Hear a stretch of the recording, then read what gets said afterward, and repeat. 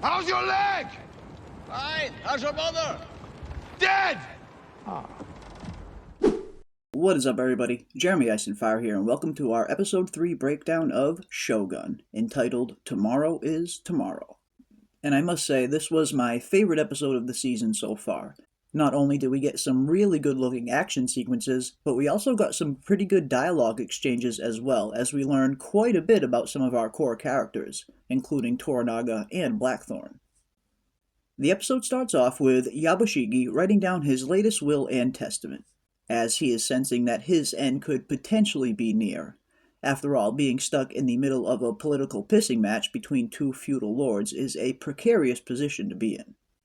Then we get a nice scene between Yabushige and Toranaga, as Toranaga is confronting him about his dealings with Bushido, while also asking what he knows about the Amida assassins who made an attempt on Blackthorne's life the night prior.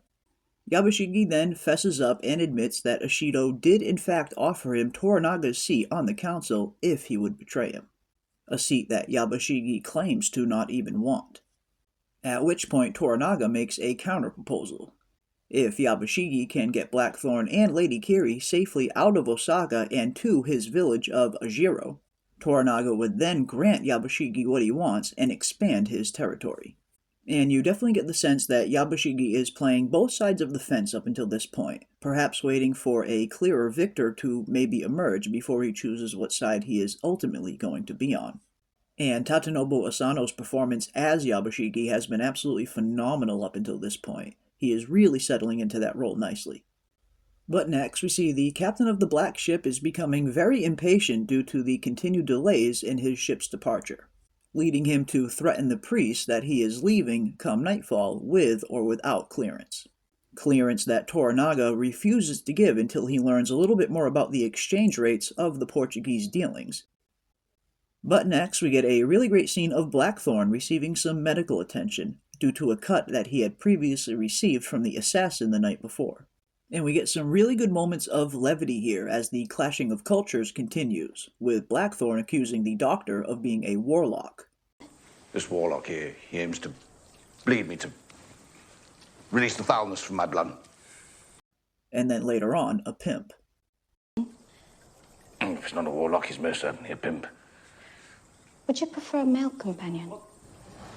Dear God, where am I? But next, Blackthorne and company prepare to depart from Osaka, just as Bushido arrives to inspect the convoy. And one thing's for sure, Toranaga definitely needs some better men guarding his doorway. And I really enjoyed the scene of Yabushige ripping up his will, in a sense refusing that today is going to be the day he dies. But next, we get an awesome scene as we find out exactly what Mariko meant as she said that Toranaga was known for his trickery, as he employs a very simple yet effective form of sleight of hand. After Bushido finishes inspecting the carts himself, Toranaga's pregnant wife creates a distraction, allowing him to swap places with Lady Kiri inside the car, with nobody other than Blackthorne and Mariko noticing. This was definitely one of my favorite scenes of the episode, as it showcases just how clever a strategist Toranaga really is. We also get some really good character development moments for Toranaga in this scene as well, as we get a look at his past, as we learn that his father traded him to a rival Bushido as a child, and how he learned a very important lesson, how enemies are everywhere and friends are nowhere, and to show your heart is to risk your life.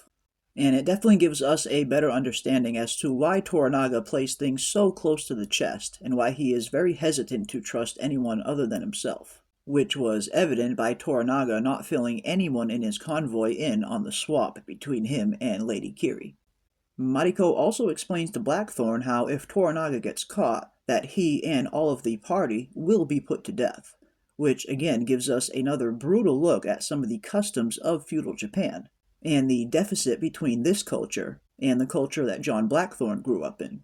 And just as they are about to exit the city, they come upon one final inspection from Bushido's men, which undoubtedly would have revealed Toranaga inside the cart had it not been for Blackthorne. And in this moment, we see some of the consequences of Toranaga trusting nobody but himself. Had Blackthorne not accidentally seen the swap, Toranaga would have been in some serious trouble here. But luckily, Blackthorne employs some very clever improvisation, and the car is surprisingly allowed to pass.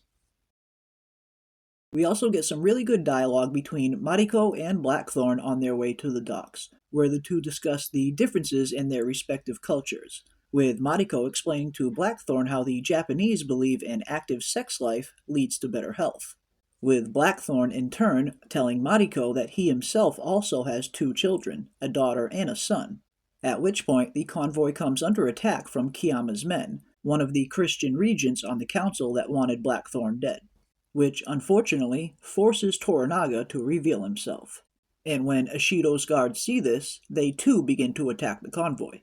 But luckily, Toranaga and his men manage to fight their way out and make it to the docks, with Bentaro, Mariko's husband, staying behind to buy them some time, which allows Toranaga and Blackthorne to safely make it to the docks and depart. But unfortunately, the same cannot be said for Bentaro, Mariko's husband, who arrives at the docks a few minutes too late. And after a deep show of respect from Toranaga to Bentaro, he proceeds to make his final stand, knowing he most likely will not make it out of this alive. But I don't think this is going to be the last that we see of Bentaro. And unfortunately, this is where trailers can sometimes spoil a little bit more than they intend to, as we did see in previous trailers a shot of Bentaro holding a sword to Blackthorne's neck, a scene that has not yet happened. So I do believe he will make it out of this skirmish alive. Aboard the galley, Blackthorne puts his good observational skills to use as he notices a chain of small ships blocking their exit. And knowing that the galley that they are on is too small to ram the blockade, they attempt to make a deal with the black ship that is still parked in the harbor awaiting their clearance to leave. And luckily for Toranaga, the captain of the black ship does indeed agree to help ram the blockade in exchange for a sizable portion of profits in the silk trade, while also giving the church permission to build a church in his hometown of Edo. But unfortunately, the captain of the black ship has one more stipulation in order to help Toranaga, and that is to leave Blackthorne behind in Osaka when they depart. Toranaga, of course, tries to object, stating that Blackthorne is his guest, but after they reveal Blackthorne's journals proving that he is in fact a pirate, Toranaga is forced to agree. But with Blackthorne being Blackthorne, and his stubborn determination to stay alive at any and all costs, he devises a clever strategy to save himself. And this was definitely another favorite scene of mine from the episode, and I really enjoyed the banter between Blackthorne and Rodriguez as they played their game of cat and mouse. And luckily for Blackthorne, Rodriguez takes it a bit easy on him, allowing him just enough time and room to slip away, effectively paying back the debt that he felt he owed to Blackthorne when Blackthorne saved his life in the first episode. Back at Osaka Castle, Bushido is not happy with Hayama having sent an unauthorized hit squad after Blackthorne, which led to not only Blackthorne but Toranaga escaping as well. And here we see some of the downfalls of being impatient, whereas if Hayama would have just waited a few more days, Toranaga would have been put to death and Blackthorne along with him, yet his impatience to act early cost them both of them. And to make matters even worse, they get word that Toranaga has officially resigned his seat on the council, effectively making it impossible for the council to vote on Toranaga's impeachment or any other issues for that matter, as Taiko had previously required 5 different votes for anything to pass. Back on the ship, Blackthorne and Mariko get to know each other a little bit better, with Blackthorne explaining exactly how important sailing is to him and the freedom that comes along with it, while at the same time expressing a little bit of regret for leaving his unborn daughter to chase his dreams. Toranaga then approaches Blackthorne and informs him that he has the journals that prove Blackthorne is indeed a pirate, a crime that is punishable by death.